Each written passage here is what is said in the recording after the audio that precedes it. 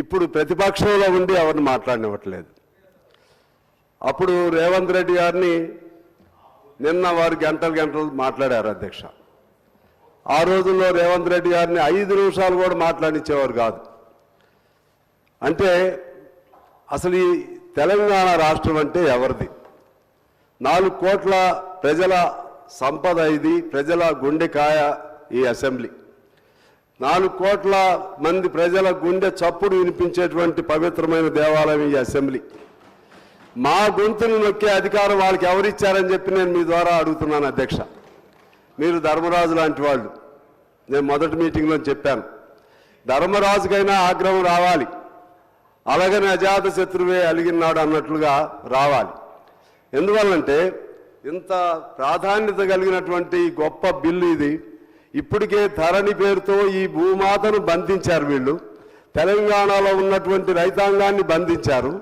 ఆ బంధించబడినటువంటి భూమాత సంఖ్యలను తెగదింపే ఒక మంచి ప్రయత్నం ఈ ప్రభుత్వం చేస్తుంటే అది చర్చించడానికి, దానికి సంబంధించిన సూచనలు చేయడానికి కూడా మాకు అవకాశం ఇవ్వకుండా గత 4 రోజుల నుంచి చూస్తూ ఉన్నాం.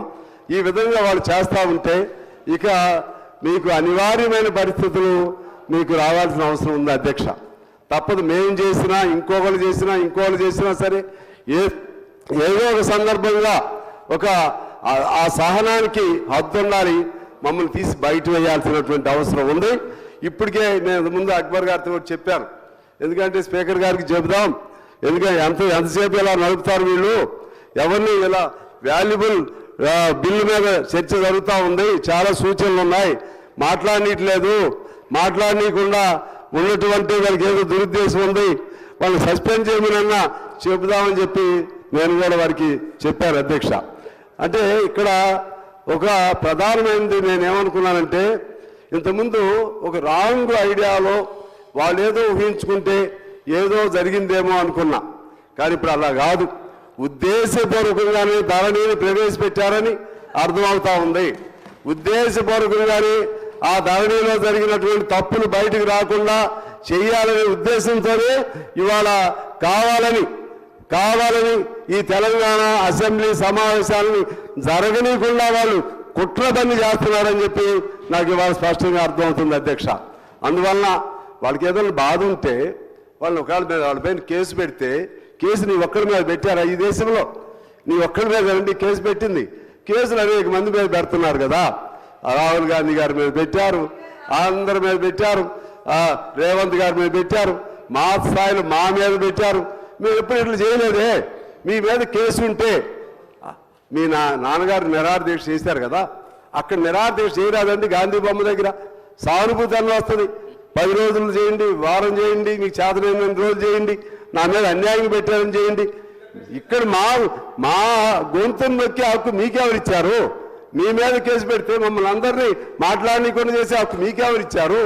అసలు మీ పరిధి ఏంటి, మా పరిధి ఏంటి? ఈ రాష్ట్రం ఎవరిది? ఇది మీదా? మీ ఒక్కరిదేనా ఈ రాష్ట్రం? మీ ఒక్కరి పోరాటంతో వచ్చిందా ఈ రాష్ట్రం? మేమందరం చేయలేదా? నేను కూడా 7 రోజులు నిరాహార దీక్ష చేశాను అధ్యక్ష, తెలంగాణ కోసం. జైల్లో ఉండి మరీ చేశాను.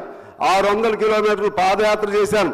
ఖమ్మం జిల్లాలో తెలంగాణ భావాలు లేని సమయంలో నా పాదయాత్ర కంటిన్యూస్గా 1000 మందితో నడిస్తే ఆ విధంగా తెలంగాణ భావాల్ని ఖమ్మం జిల్లాలో తీసుకురావడం జరిగింది అధ్యక్ష. అందువలన ఆ అంశాల మీద చెప్పిన సమయం మీకు చాలా తక్కువ సమయం ఉంది.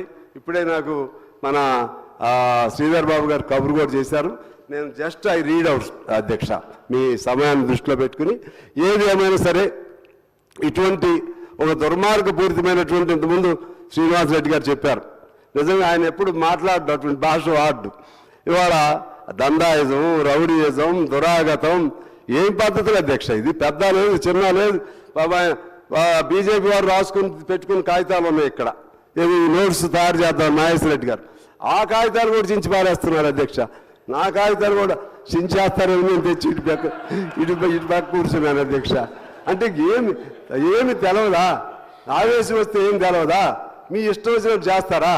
మీ ఇష్టం వచ్చినట్టు చేస్తే అడిగేవాళ్ళు లేడేనా మీ ఉద్దేశం? అడుగుతారు. రేవంత్ రెడ్డి గారు చాలా ఓపిక పడుతున్నారు. ఎందుకంటే అప్పుడు వాళ్ళు చేసినట్లుగా ప్రజలు అనుకుంటారేమోనని. ఇప్పటికే మీరు చాలా ఓపిక పట్టారు. ఇక నుంచి ఈ సభను సజావుగా ఎప్పుడైనా సరే నడబండి అధ్యక్ష. నేనే మొదటి రోజు చెప్పాను,